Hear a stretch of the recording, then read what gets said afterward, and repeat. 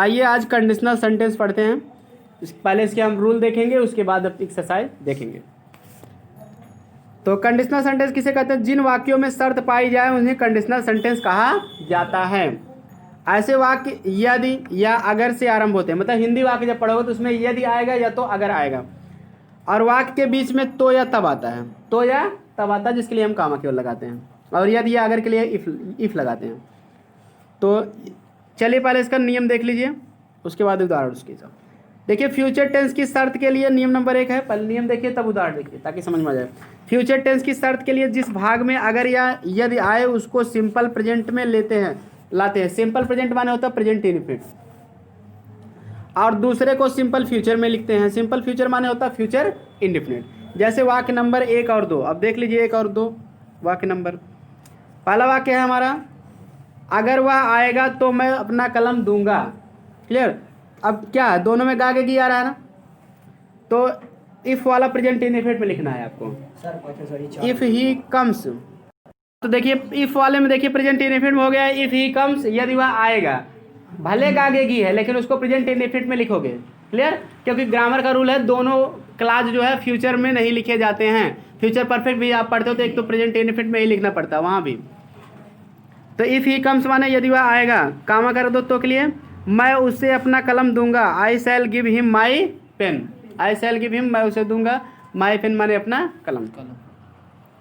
तो अगला है, अगर मैं तुम्हारे गांव जाऊंगा तो मैं तुम्हारे पिता से मिलूंगा। If I go to your village. If I go to your village, यदि मैं तुम्हारे गांव जाऊंगा।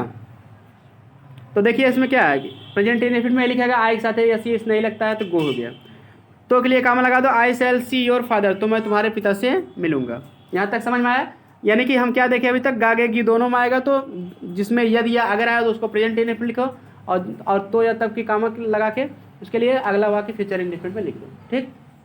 अब देखिए दूसरा नियम हमारा क्या करें, इफ़ के साथ क्लाज में बिल या शैल नहीं लगाते हैं। तो पता ही चल गया, इफ़ वाले में बिल या शैल नहीं लगाते हैं, प्रेजेंट इनडेफिनिट लिखते हैं।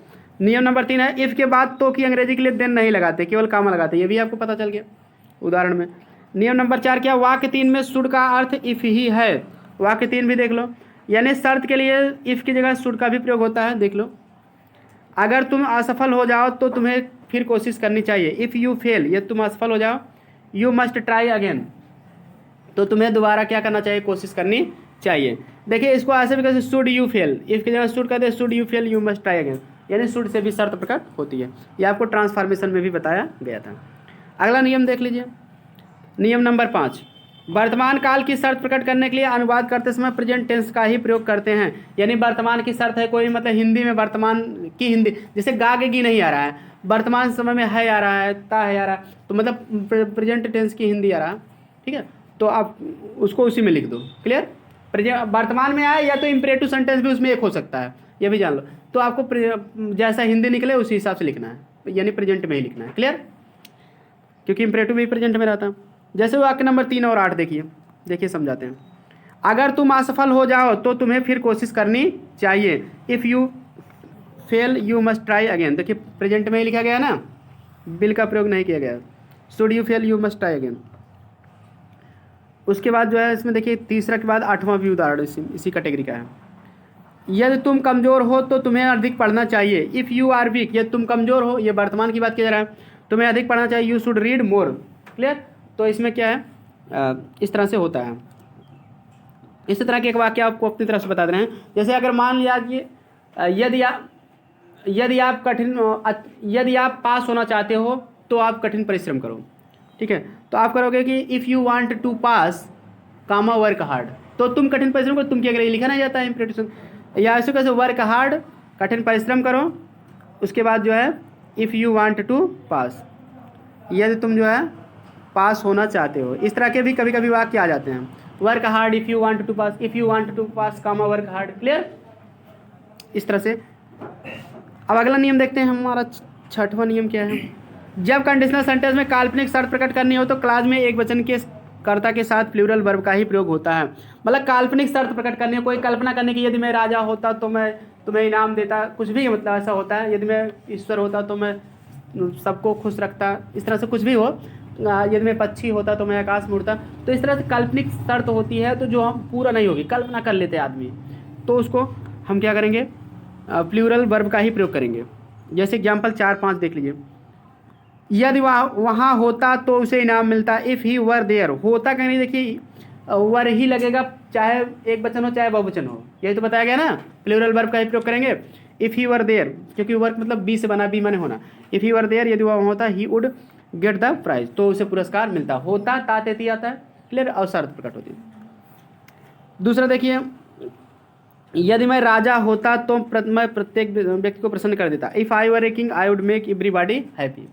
अब एक बात यह भी ध्यान देना, आपको वर लगेगा, फ्यूचर पास्ट की सहायक्रिया वर ही लगेगी, और दूसरे में जो है उड ही लगेगा, शुड नहीं लगेगा, चाहे ही हो चाहे आई हो, सबके साथ उड ही लगेगा। इसको आपको ध्यान देना है, क्लियर। काल्पनिक शर्त में वर और उड, इफ वाले में वर लगेगा, अगले में उड लगेगा, सब्जेक्ट चाहे जो हो, ठीक।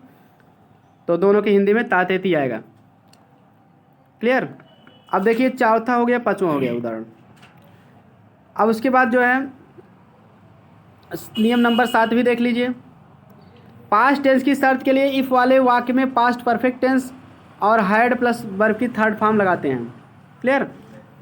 और दूसरे भाग में जो रहेगा वुड हैव लगेगा, क्या लगेगा, वुड हैव लगेगा, और वुड हैव के साथ वर्ब की कौन सी फॉर्म लगाएंगे, थर्ड फॉर्म लगाएंगे, क्लियर। और इफ़ के स्थान पर हैड का प्रयोग होता है, क्लियर। इफ़ के स्थान पर हैड का प्रयोग भी होता है, चाहे इफ़ लगा दो चाहे हैड भी लगा सकते हो। तो चलिए एग्जाम्पल देखते हैं। एग्जाम्पल नंबर 6 इस तरह का है। यदि मोहन कठिन परिश्रम करता तो पास हो जाता, मतलब पास्ट की शर्त है ना, क्लियर, पास्ट की शर्त है, बीती बात है, तो शर्त तो है लेकिन गागेगी नहीं है, पास्ट की है, क्लियर, कल्पना भी नहीं है, पास्ट की शर्त है, क्लियर। तो आप उसमें क्या करोगे, हैड प्लस वर्ब की थर्ड फॉर्म लगाओ इफ वाले में, और उसके अगले वाले में वुड हैव प्लस वर्ब की थर्ड फॉर्म लगाओ। जैसे यदि मोहन कठिन परिश्रम करता, if Mohan had worked hard, तो अगले काम लगाया हुआ पास हो जाता, ही वुड हैव पास्ट। देखिए अगला वाक्य यही है, इफ की जगह चाहे तो हैड भी लगा दो, हैड मोहन वर्कड हार्ड, यदि मोहन कठिन परिश्रम करता, हैड का अर्थ यदि हो गया तो अलग से यदि की अंग्रेजी भी नहीं लिखना पड़ा और इफ भी नहीं लिखना पड़ा, दोनों काम हैड सहायक्रिया का भी काम कर दिया और यदि का भी काम कर दिया, कि ही वुड हैव पास्ट, तो वह पास हो जाता है। ये सब आपको नियम इसलिए जानकारी जरूरी है, यहाँ तो ट्रांसलेशन करोगे ही, सिंटैक्स में भी आपका इस तरह के स्ट्रक्चर आएंगे तो आपको सही वाक्य लिखना पड़ेगा। देखिए एक वाक्य और देख लीजिए, इसी कैटेगरी का है 7वां। यदि सरदार पटेल का देहांत ना होता तो कश्मीर समस्या हल हो जाती। ये भी बीती शर्त है, गागेगी नहीं है, बीती शर्त है, नहीं तो काल्पनिक भी नहीं है, क्लियर। तो इसको भी आप हैड प्लस थर्ड फॉर्म और would have plus third form से बनाओगे। यदि सरदार पटेल का देहांत ना होता, if Sardar Patel had not died, clear, comma Kashmir problem would have been solved, तो कश्मीर समस्या वुड हैव बीन सॉल्व्ड। यहाँ क्यों लगाएगी इसको भी जान लीजिए, इसके पहले वाले में वुड हैव केवल था, ये वाक्य पैसिव वॉइस में है। अगर मतलब कि मुख्य वाक्य जो है यानी कि जिसमें यदि नहीं है, अगर वो वाक्य पैसिव वॉइस में है तो वुड हैव के साथ बीन लगा देंगे, क्योंकि कश्मीर समस्या हल हो जाती तो उनके द्वारा ही हल हो जाती, तो उनके द्वारा नहीं लिखा गया है, वो अंडरस्टूड है, क्लियर। तो इसलिए जो है आप वुड हैव बीन भी कर सकते हो, क्लियर। इस तरह से कभी कभी वाक्य ऐसे आते हैं, जैसे हम कह दें कि यदि तुम प्रिंसिपल के पास गए होते तो तुम्हारी हाजिरी लगा दी गई होती। If you had gone to the principal you would have been marked present, marked present मैंने हाजिरी लगाना। इस तरह के वाक्य आपको मिलते हैं। तो आई होप आपको अब सारे नियम समझ में आ गए होंगे कंडीशनल सेंटेंस से रिलेटेड। अब अगली वीडियो में आपको हम इसकी एक्सरसाइज कराएंगे। तो एक्सरसाइज आपको एक्सीलेंट से जो है एक्सरसाइज नंबर 30 है, उसको करके आपको कल लाना है। कल के वीडियो में आपको एक्सरसाइज बताया जाएगा। Thanks for watching this video पसंद आए तो लाइक सब्सक्राइब और शेयर ज़रूर करें, ताकि सभी स्टूडेंट्स जो है देख सकें और अच्छे नंबर के लिए तैयारी कर सकें। मिलते हैं नेक्स्ट वीडियो में।